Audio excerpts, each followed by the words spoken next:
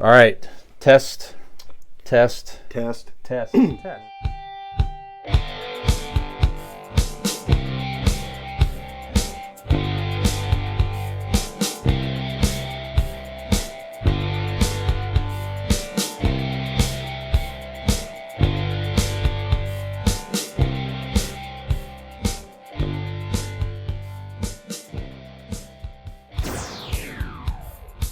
Welcome back to Convincing Idiots, Segment 3. Boom. Boom. Ladies and gentlemen, we have interviewed ourselves with our questions, but now let's get to know each other a little bit more. With Dad gone, Mm-hmm. and I know all of you that love Brian, he'll be back next week. But as of now, Dad's gone. We are going to have fun with this, and let's find out a little bit more about each other and how we're going to do that with the main event. The main topic is let's find out what our passions are. If you've been listening to Convincing Idiots for the past, 3 years have we done this? Yeah, almost will be 3 years in October. Yep. Will be 3 years in October. You probably understand what we enjoy. But the question is why do we enjoy them? Baby, why? Why? Why? Why? So let's find out what our passions are and why we enjoy them. Nick, let's start with you. Mhm. Nick, what is one of your passions and why? I'm going to start off with the easiest one of all, and I'm sure you probably know where this is going, and I'm going to make it Dick. as broad as, well, sure, yeah. Oh, sorry. No, I mean, similar, but blowjobs. Everybody enjoys them. They feel great. Yeah, hell, even the people, I enjoy being the receiver. I like giving them. It's just fun. It's a good time. It's intimate. You get closer with people. I agree. One of my biggest passions in life, other than blowjobs, of course, is hockey, the sport of hockey. I've been a fan of it since I was introduced to hockey originally by playing a video game, and then I graduated on it. I was like, I really enjoy this. I'd like to watch the real thing on TV. Started watching it. Then I wanted to play it, and then before you know it, all these years later, I love watching it. I love playing it physically. I love playing it on video games. I love obsessing over it and reading about it, studying it, watching old games, even fantasy hockey. I love the sport. I've spent the vast majority of my life involved with hockey. I have a question. And, yes. When you first learned about it, it was through video games, like you said. Mm-hmm. What is the timeline from like your video game knowledge to getting on the ice? Oh, from the time I first played a hockey video game to when I first stepped on the ice and played hockey physically. Let's see. I was probably around the 3rd or 4th grade when I first played a hockey video game. Okay. So that would put me around 9. Sure. Okay, we'll say. And then I started, on rollerblade, because I actually, before I ever knew really anything about hockey, I used to rollerblade and roller skate and stuff. That was the cool thing to do at the time, is you go to the rollercade and whatever. So my mom liked to roller skate and I roller skated. So I would rollerblade in my basement, and then I had street hockey stick that I would use down there and kind of put stuff together and make a goal and skate around. But by the time that I actually got on ice, I believe I was in the 7th grade. So we were talking about a 4 or 5 year gap. 4-year deal. Yeah. From first discovering the sport and taking up an interest to when I actually got to play. By the time you got on the ice, you were already had kind of like the puck handling deal. Yeah, I had the mechanics you got it started. Yeah, I practiced it a lot. I'd spend a lot of nights in my basement, rollerblading around and shooting and passing off the wall and just kind of handling a ball at the time in my basement. But yeah, so good, yeah, four or so years. But yeah, just I don't really am trying. It was kind of fun to think about that and like to think about how I got there because I think with things like that, stuff that you're really passionate about like that, it's by nature thing. There's just something that draws you to it that you really enjoy Sure. that makes it addicting to you. And I think for me, it was a combination of it was just so different. I'd always grown up, we were a big football family, big football fans. Basketball was really big too, and then like And those your were the dad's main favorite team was of football in what wise. football, the Dallas Cowboys, Yep. Cowboys, which I'm still a fan of today. He has since had multiple other teams, but I've stuck Sure. with the Cowboys. But He's fair yeah. weather. You're die It's a hard. little more diehard. Yeah, no, it's I think he was, that's a whole other topic where he just kind of got a little annoyed with where that franchise was going and had enough with them. But maybe he was right because actually there haven't been many successes for the Cowboys since he stopped being a fan. So, but no, it was certainly I fell in love with a player that made me really. Paul Correa is his name, and I have his number tattooed on the back of my arm and everything. And he's a big part of the reason why I love hockey. And I always wore his number, and he was. I played his position. Same You said handedness. Paul Correa? Paul Correa is his name. Yeah, Okay. I played for the Anaheim Mighty Ducks. And but no, I just think when I really have to bullet points on it, I love how fast the game is. I think that's one of my favorite things. From the first feeling of skating around and kind of gliding, the feeling of skating was a big one for me. And I love that. I think that's one of the things I love watching about hockey is how quick it is and how fast. Like something's always happening. There's constant action in hockey, and that's what I think I enjoy about basketball too. There's just a lot. It's back and forth. It's back and forth. It's back. Like it's really a lot going on. And for some people, that can be a little bit much, or it's there's less time. TDS. If you go to a baseball game, you have time to like sort everything and understand the play that could or couldn't happen in the situation. Same with football. Every time you try something, you go back to the drawing boards in your little huddle, you call a new play, you try that, then you go back, try it again. With hockey, it's very think on the fly. It's constant moving, and not only is the game physically fast, but mentally you have to think quick to adjust to any situation that may arise because things can change in an instant. So that's, I think, one of the first things. And then also just really from like a skill standpoint, as much as scoring is entertaining and stuff like that, I love the acrobatics and the goalie saves.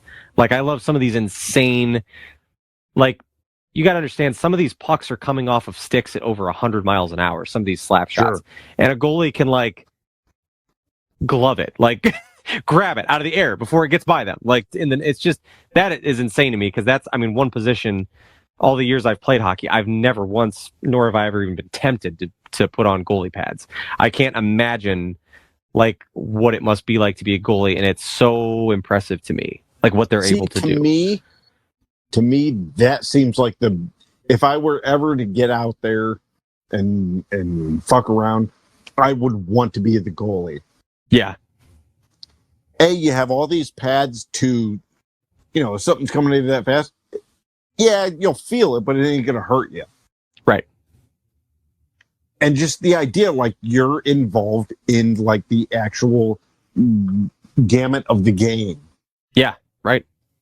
Yeah. So also takes a lot of mental toughness too. You like, because if you do let something in, you got to like bounce back and just brush it off and get back at it. It's just like shake it off. But because hell, there'd be times I'm on the ice and I make like a boneheaded play or bad pass or something, and I'm like, fuck, and I have to shake it off, and I go to the bench, and that didn't even result in anything. It's just like, maybe put us in a dangerous position, but I'm like, shit, boom, like, you're done. Yeah, but like, man, I can't even imagine being like, fuck, now we're like down, or something. But yeah, goalies are fascinating to me. Player skill, what the players can do, the constant innovation that hockey players, especially in like today's crop of kids coming up, like what they can do is so fascinating. The speed that they can do it at and the moves that they can make is just insane. And then of course physicality is a big one too. I just love that's what how you can physically separate people from the puck and positioning, and I don't know, just it's everything about it. I'm laying out very basic bullet points of hockey, but it all goes into it. And even like something as simple as going to a game. Like, I love the experience. I love being in the arena. I love the sound of the skates carving into the ice. I love the sound of a crisp, hard pass when that puck hits the middle of the blade of the stick just perfectly. That slap. It's just the sounds of it, the everything. I don't know. It's one of those things that I just fell in love with. I can't really totally explain it or put it into words to someone that also, you know what I mean? It might be hard to I understand. think you've done a pretty good job. But yeah, I love hockey. That's just one of my I would say certainly one of my longest running passions and most consistent loves throughout my life. So that is one that I will lay out there. Hockey. So yeah. Very Dane, good. what are you tell me something you're passionate about? I love assholes. Sure. Oh yeah. Just like the smell. Stretch. No. Oh, okay. Sorry. The stretch. What I can do with 3 fingers. All right. My passion. And I'm very torn about my passion. I guess because of much like a butthole. Exactly.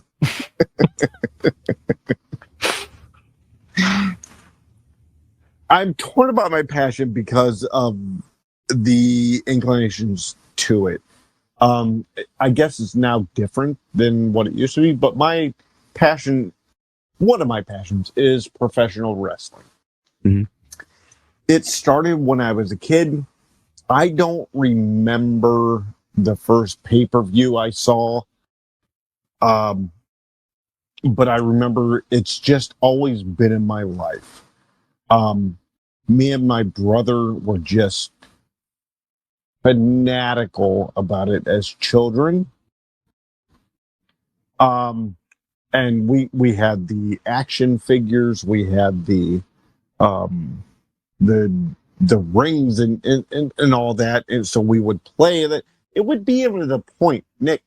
It would even be at the point to where, like, if I'm making the wrestlers fight, and like if I'm going to have like a wrestler win that like is kind of silly in general, Mm-hmm. I would get like a weird feeling in my stomach of like you're doing something that shouldn't be done. Yes. And I remember that you're betraying feeling. the integrity of wrestling. Yes, and it's fuck. I remember, like, I can feel it right now if I think about it. I understand the argument about it. But I was talking with Megan today, and she couldn't even think about watching wrestling before her and I got together. But now she watches occasionally if I'm watching it. She's not going to turn it on her own. But she's like, I appreciate the showmanship. I appreciate not acting as in like Hollywood acting, but like, yeah, it's a dance. It's a, yes. Yeah. And that's what I told her. I said, you and I went to a ballet earlier in the year. And that is, I sat there in my mind watching the ballet going, okay, there's a high spot. That's the heel. That's the face. Mm-hmm. That guy's going to go. Oh, and I called the whole performance based on my knowledge of professional wrestling. Interesting. Because the idea of professional wrestling is the idea of storytelling throughout time. Whether it be movies, TV, ballet, or whatever, it is. Professional wrestling is based on the simple idea of storytelling. The good guy's up here, and he's down here. He has to struggle to get up here. Star Wars is based on the same premise. Sure. Yeah. Yep. It's the idea of wanting your good guy to succeed, but he has to struggle first. Yeah. Yeah. So within that, I've always enjoyed just that whole storytelling, whether it be wrestling or ballet. When I went with Megan, I enjoyed the hell out of that, that performance. I enjoy the art of storytelling done correctly. But on the other hand, professional wrestling, me and my brother were way two totally different people. And we always have been, ever fucking since birth, right? And to me, professional wrestling is the one thing I can not talk to him for a year. And then we can come back and converse on professional wrestling. That's our bond. Yeah. So that's one of the things of professional wrestling is the bond with my brother. That's cool. Yeah. Even if we don't talk about it, I know he's watching. Sure. And I know what he's thinking. And yes, we don't normally text about pay-per-views come up and what's going on here. But I appreciate it on so many different levels. A, because of the storytelling that has been throughout time, but also the personal effect of that's my childhood. And that's my brother. That is, something him and I can bond to. And if you're not watching it now or whatnot, it actually is pretty decent. If you were a fan back, Nick, when were you a fan of wrestling? I was a fan, much like you, really for as long as I can remember. Like my dad and other family members were into it when I was. My earliest memories are like when I'm a little kid and Hulk Hogan and the Ultimate Warrior. So literally, it was just kind of always around up until I would say I was probably about maybe like a freshman in high school. So many years. So up until what was the last thing you remember going on? I remember, Roughly. I was one of my favorites when I stopped watching a little bit more was like Chris Jericho in WWE. So he was, so you're later. Okay. Yeah, he had I remember I had a shirt in freshman year. It said larger than life or something. It was that era of Chris Jericho. I always liked Jericho and WCW, but yeah, I was definitely grew up a Ultimate Warrior fan, Bret Hart fan. I liked Edge a lot. He was one of my favorites when he first came in, and then he went on. I mean, still wrestles and had a long career, but really many years up until that probably would have been I don't know 2004, we'll say, or 3, something somewhere around there. Yeah, about 20 years ago. I always tell people, if you loved it, back in the day, give it a look. It's not much. It's not much different because it does kind of stand the test of time. It's a kind of a continuous. It's always that wrestling story. Sure. But they're doing great things now. It's fun. If my fucking brother stopped watching it, I would still enjoy it. It's the story. I also enjoy the idea of the behind the scenes stuff is very interesting. It's the idea that the whole, you have in movie or TV, you have directors and producers and stuff. This is the same thing, but in a whole ridiculous different level. It's a carnival, a carny type situation that shouldn't be in this era, right? Yeah. Every night that they do it. Right. It's putting on a giant production every night. And it's impressive. It's fun. I will say, oh, sorry, go ahead. No, I was just going to say that no matter how old I get, it's still an escape. Mm-hmm. This happened in my life, this happened in my life. You can always sit down on Monday or Friday, turn it on, and just go, silly. That's fun. That's dumb.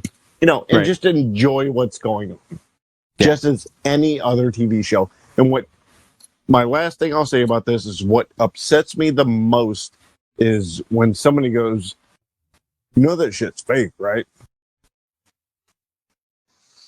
And my answer is, well, you watched Breaking Bad, right? Oh yeah, Right. love that. Yeah. I want to break it to you. Walter White's not real, right? Right. Well, of course not. It's the same thing. Yes. Okay. Well, Yeah. Wrestling really is a great mixture of a sport and a scripted television show. And mhm. I will say, I mean, even though I haven't watched wrestling in many years on any type of regular basis, and I don't really know many new wrestlers or anything like that. Anytime I've watched wrestling, and I've probably seen more wrestling over the You last came over for WrestleMania. Yeah, I've over the last 10 plus years that I've been with Robin. One of the first It's years been we were with together, there was one year where we went over to your mom and dad's. It was for WrestleMania, and Balin ordered the pay-per-view at the time at your mom and dad's. Okay. And we were all over there, and I was getting a kick out of it. I'm like, because it does, Sure. it brings back memories, and like you said, it was such a big part of my life growing up that like a lot of that stuff is very nostalgic, and a lot of it, even though they're different people, different athletes, it still is a lot of that stuff. And I will never not be impressed by the athleticism of these people. Sure. Guys and girls alike. Keeps getting crazier. Yeah, I am so impressed because you can say all you want that it's fake and that it's scripted and that all that stuff's true. But the stuff that they do to their bodies and the amount of dedication it takes each and every one of them to put on that show is not fucking fake. That is legit, real dedication, and it's up there with any other professional athlete that you hold in high regard. What they do is like legit, and they're very gifted. And another thing that I really like too about wrestling is that the gimmicks. I always like that how much personality the person themselves can put into their gimmick. Sure. With their outfit, with their entrance theme, the way that they project themselves to the crowd. I just think it's really cool because it's a whole vibe. Like that's just one of the things that, growing up, I'm sure you had them too when the WWF at the time came out with their soundtracks, the CDs, the albums that had all the entrance themes on them. And I'm like, man, that shit was just like, is this that the was time awesome. to tell that story? Yeah, the soundtracks. You know the soundtracks. But they were just, I don't know, there was cool songs on there. And like some of them were dumb and some were silly, but Do you like smell what? Never mind. Yes, I do. I do definitely appreciate professional wrestling, and I it's like I said, even though and there's everyone. I will say, and it, like we had went and watched WrestleMania at your house this past April, I guess it would have been. Yeah. It was a lot of fun, and every time I'm around wrestling, just for watching it, I get nostalgic, and I want to go watch like stuff on like the wrestlers I grew up with, and like kind of revisit old matches and things like that. It ignites something in me that's just kind of it's always been there. It's not that I ever didn't appreciate it, just at some point along the line I fell out of it. But it is it's a lot. It is fun. I could see where people enjoy it. Absolutely. So that's a good one. It's a very good one. We have we've set our passions and our loves. That's right. I'm passionate about Dean. I'm just gonna say it right now. Oh. I am. Oh, it's hard. It's difficult. It's difficult. Dean's passionate about difficult appendages. Yes. Nick. Yes. I think we've changed the world. I think so. I think it's a better place now. I would think. Yeah. We'll see how Brian feels when he comes back next week. And for those of you who are listening to this podcast, congratulations. You must be one of the Illuminati because it's the only way that you would ever have had access to listen to this show. Exactly. Well, time to put a wrap on this one, buddy. Yep. Yeah. So, Nick, why don't you tell us where you can find all of us? Well, I would be delighted to. I don't know about Brian because it's kind of iffy when and where he's going to be, but at least with Dean and I, you can find us on this podcast some weeks. You can find myself the lovely Dean and the fantastical Brian, almost each and every week together, most of the time, on this podcast. If you would like to find us on social media platforms, you are free to do so. Just go ahead and Google Convincing Idiots Linktree, Linkree.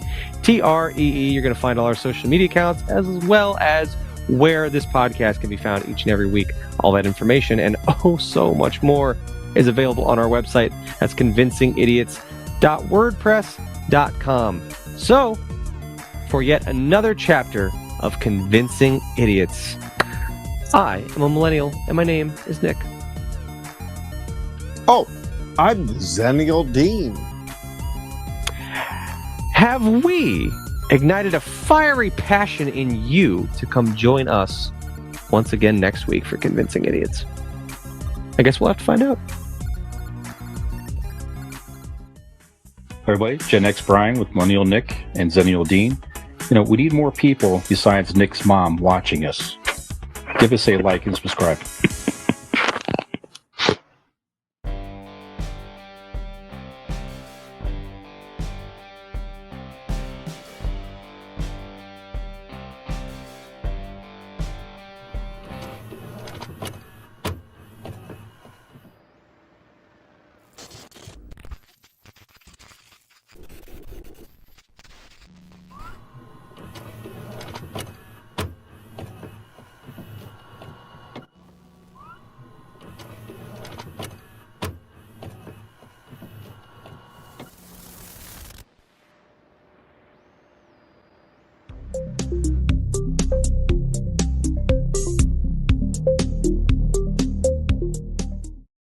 Ham gravy.